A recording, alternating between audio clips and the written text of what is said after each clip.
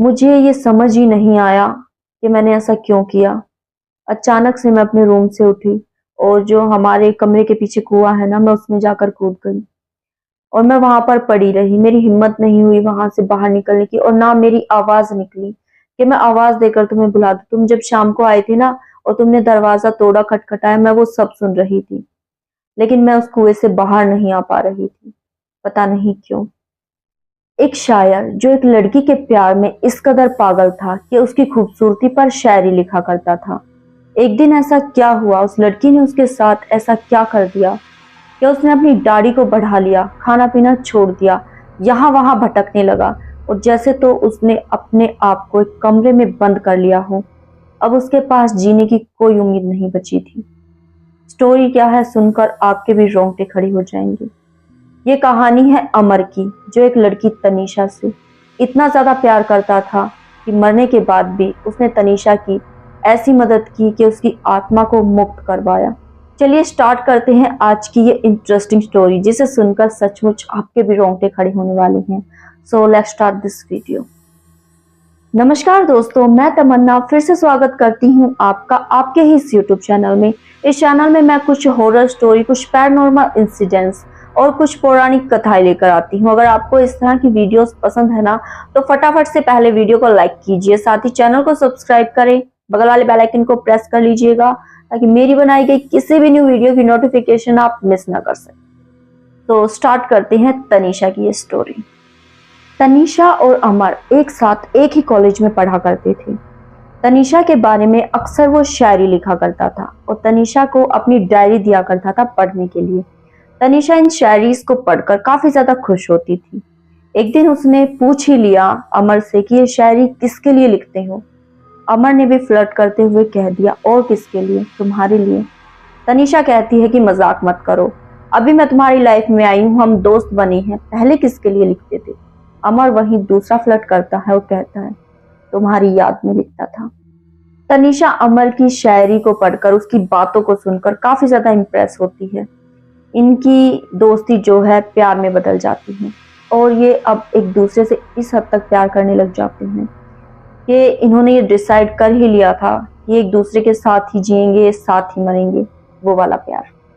Story चलती रहती है, लेकिन डिफरेंस क्या होता है, वही वाला कॉमन, लड़का जो है गरीब था और ये तनीषा जो है अमीर फैमिली से थी।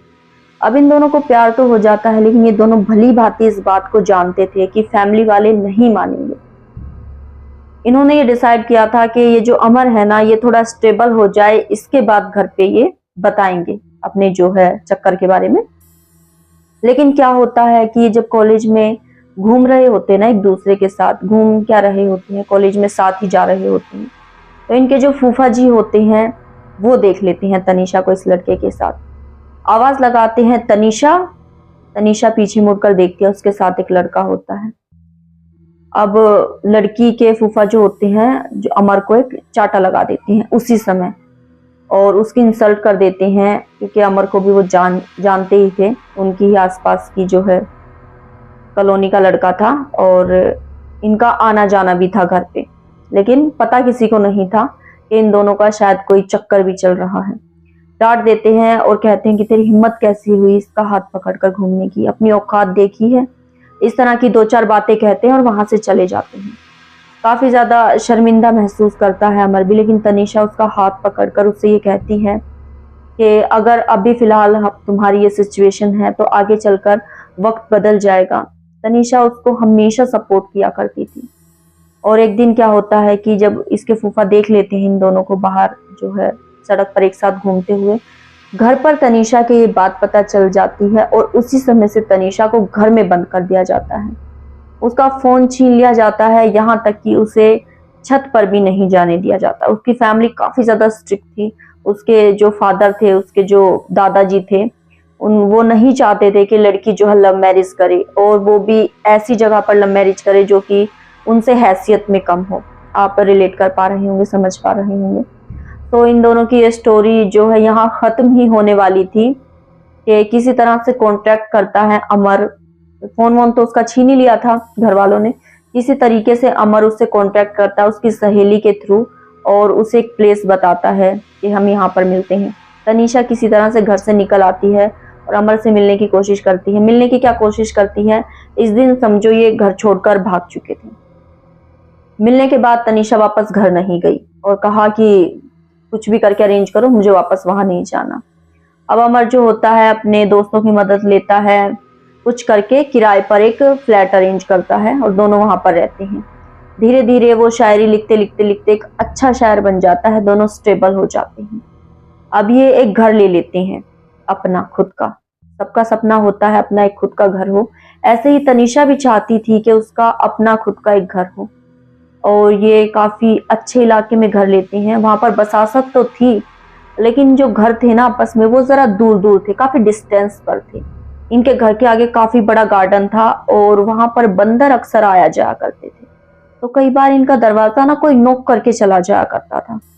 इन्हें ये जब दरवाजा खोलकर देखते ना तो सामने कोई नहीं होता था, बंदर होते थे।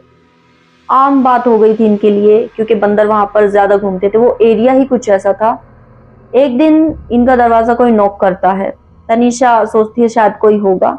तनीषा दरवाजा खोलकर देखती है तो एक बंदर की माँ उसे आवाज लगाकर बुला रही होती है, बार बार दरवाजे पर नॉक कर रही होती है। उसका जो बच्चा बंदर होता है ना, आसपास देखते हैं घर के बाहर कुछ रेलिंग्स लगा देते हैं, वो ऊपर से काफी शार्प होती हैं। उसमें उसके बच्चे का गला यहाँ से कुछ फंस गया था और काफी ज्यादा ब्लड लॉस हो गया था छोटे बंदर का।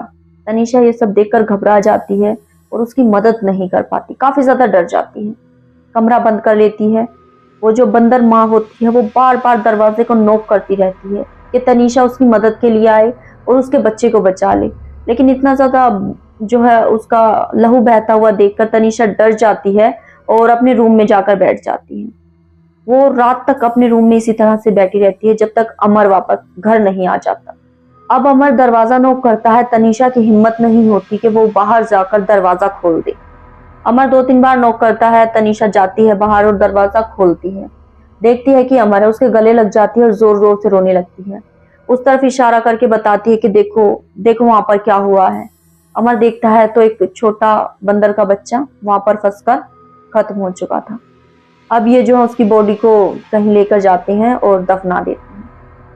ये दिन बीतता है कि तनीषा के बिहेवियर में अचानक से इतना ज्यादा चेंज आने लगता है कि वो अपने आप को कमरे में ही बंद करके रखती है। हंसती खेलती तनीषा बिल्कुल से गुमसुम हो गई थी। अमर को ये समझ नहीं आ रहा था कि तनीषा को आखिर हो क्या गया है।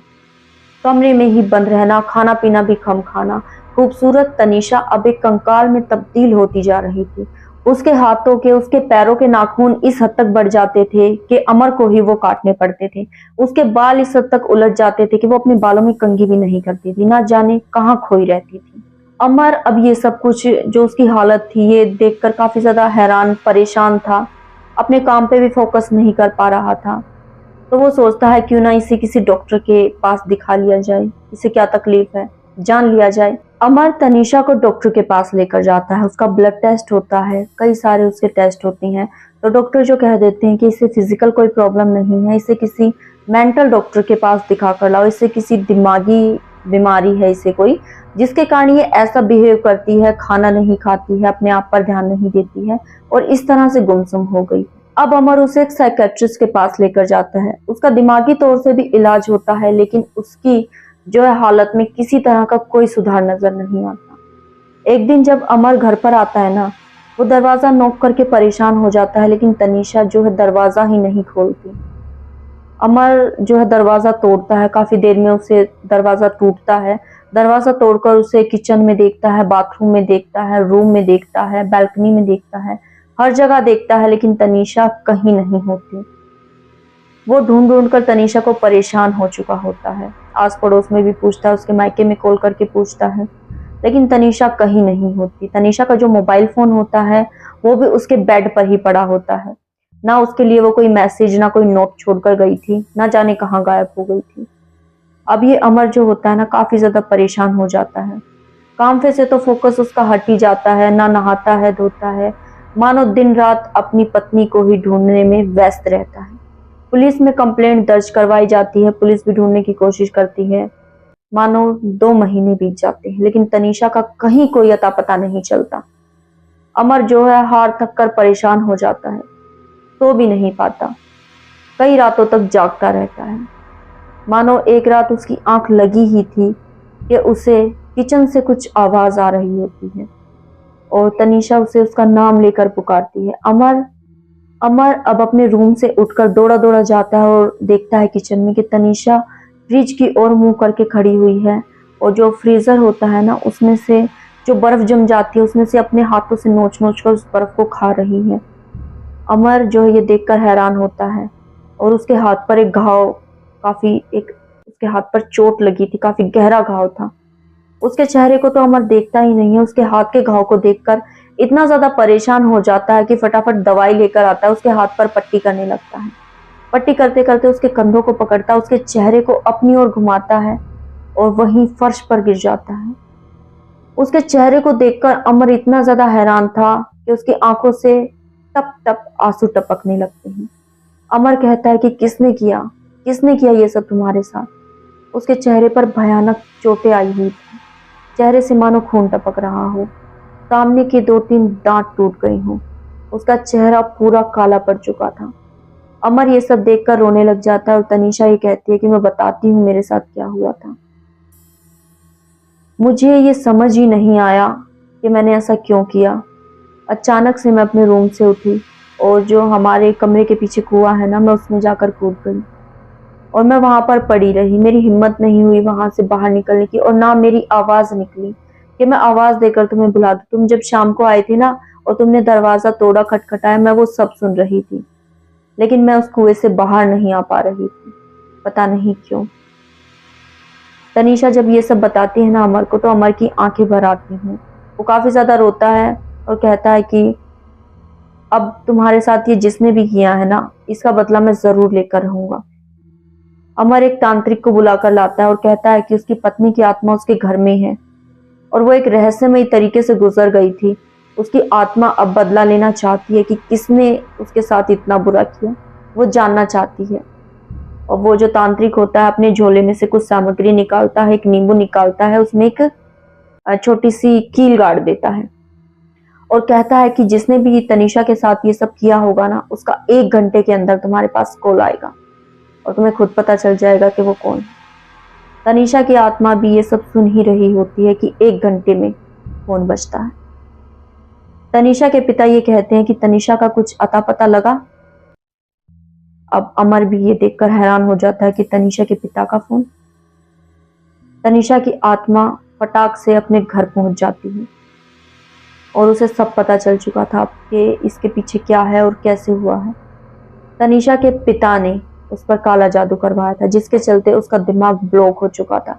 उसे ये समझ ही नहीं आ रहा था वो क्या कर रही है और क्या नहीं कर रही, जिसके चलते एक दिन उसने उस कुएं में कूदकर जो है अपनी जान ले ली। तनीषा उस कुएं से बाहर इसी कारण नहीं आ पा रही थी क्योंकि उस कुएं के बाहर भी एक मूर्ति रखवा दी गई थी, जिसके चलते उसकी आत्मा उससे बाहर नहीं आ पा रही थी। मैंने आपको इस स्टोरी में पहले भी बताया कि उनके घर के आसपास कई बंदर घुमा करते थे।